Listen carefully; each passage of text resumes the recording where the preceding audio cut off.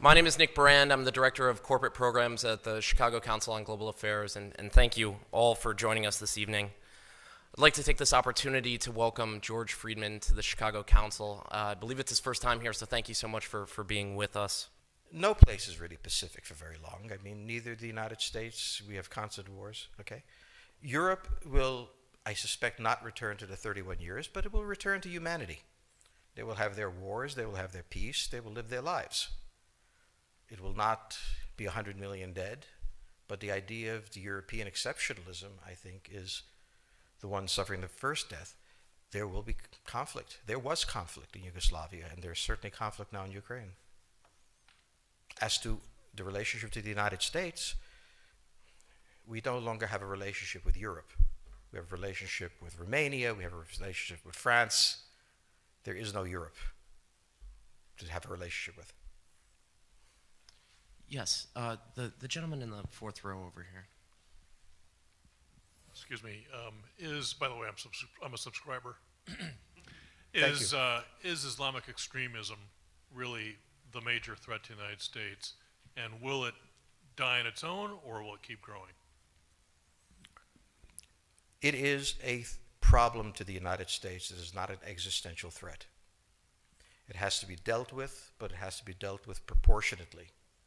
We have other foreign policy interests. So, the primordial interest of the United States, over which for a century we have fought wars, the First, Second Cold War, has been the relationship between Germany and Russia, because united they are the only force that could threaten us, and to make sure that that doesn't happen. If you're a Ukrainian, is essentially reach out to the only country that will help you, which is the United States.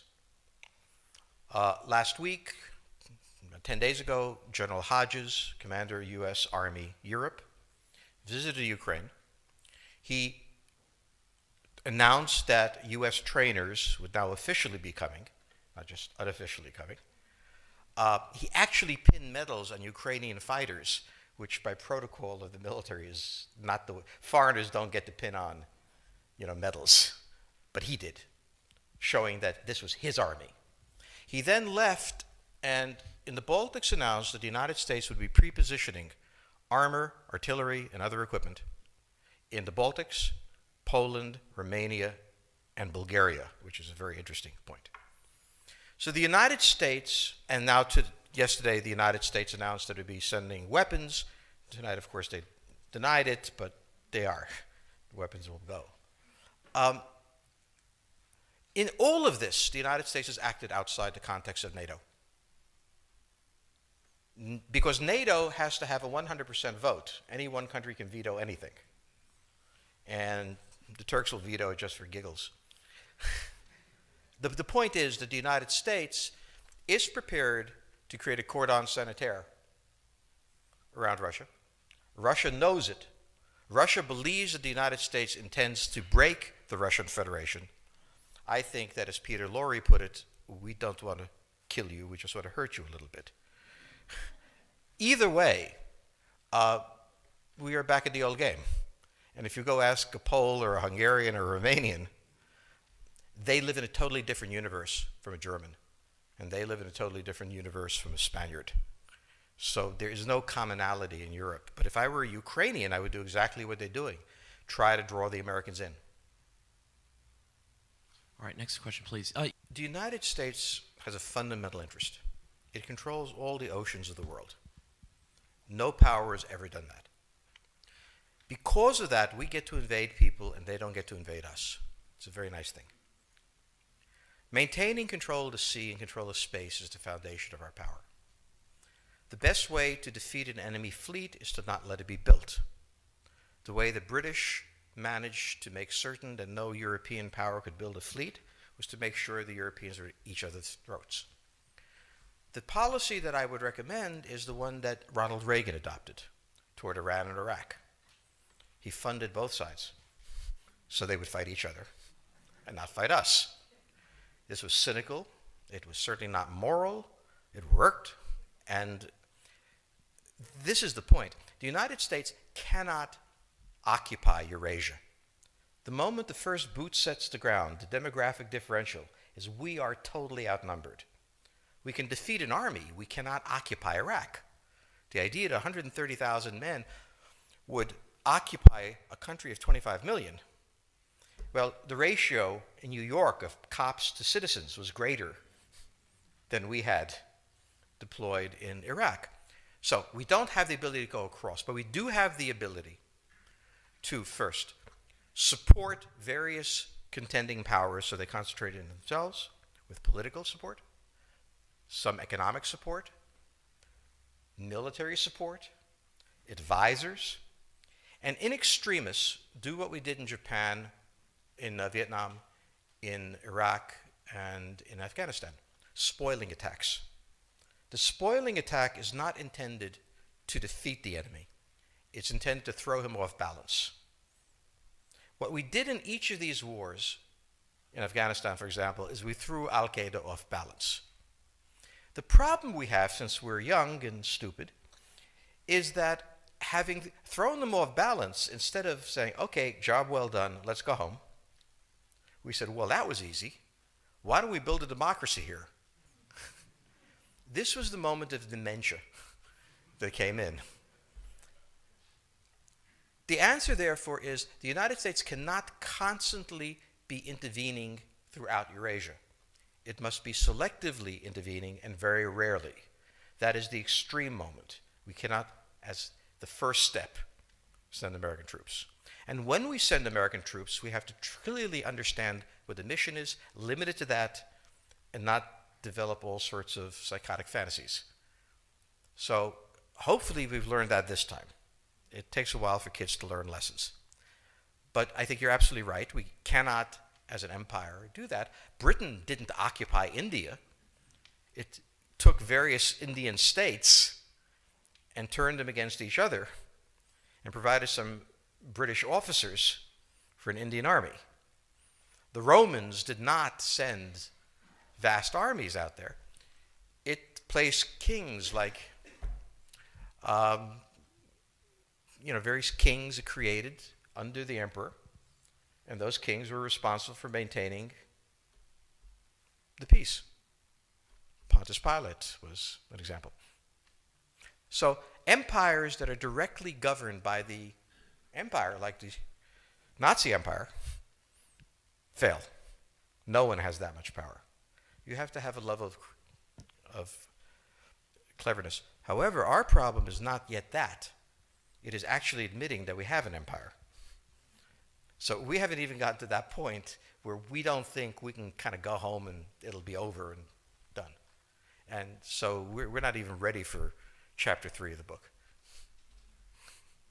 Next question, please. Yes, the gentleman right here in the fourth row.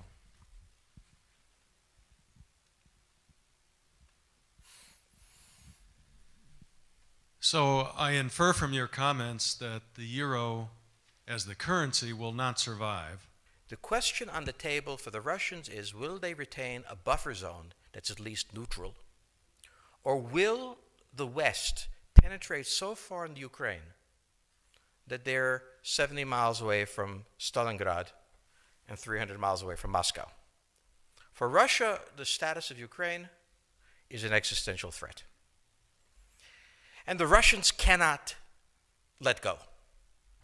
For the United States, in the event that Russia holds onto the Ukraine, where will it stop?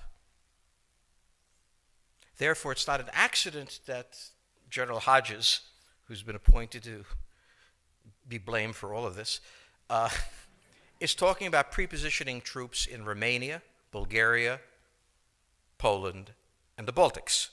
This is the intermarium, from the Black Sea to the Baltic, that Pilsudski dreamt of. This is the solution for the United States.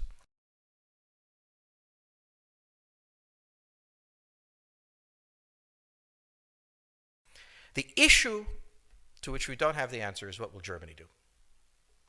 So the real wild card in Europe is that as the United States builds this cordon sanitaire, not in Ukraine, but to the west, and the Russians try to figure out how to leverage the Ukrainians out, we don't know the German position.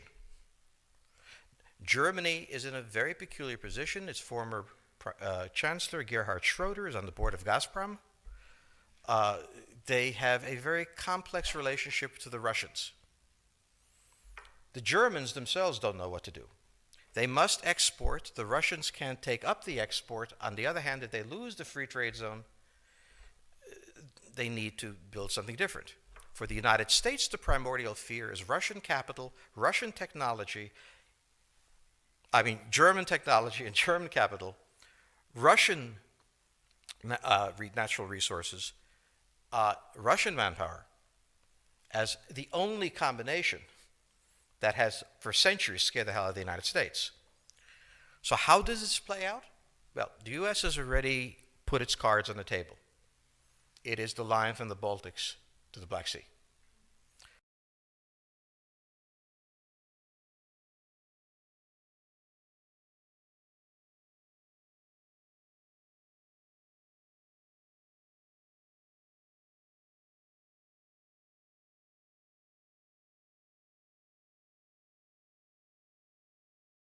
For the Russians, their cards have always been on the table.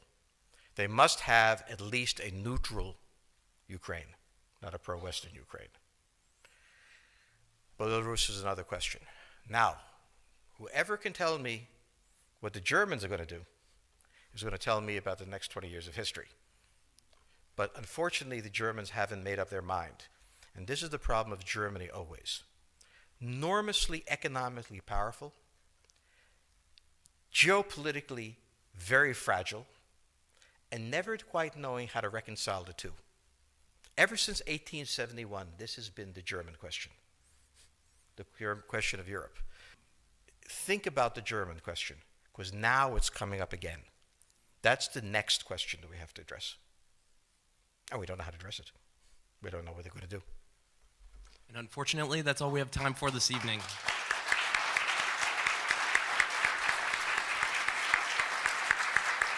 Thank you so much. Thank you so much, George Friedman. He'll be signing copies of his book in the rear of the room. Thank you as well to the Chicago Club for co-sponsoring this evening. Good night.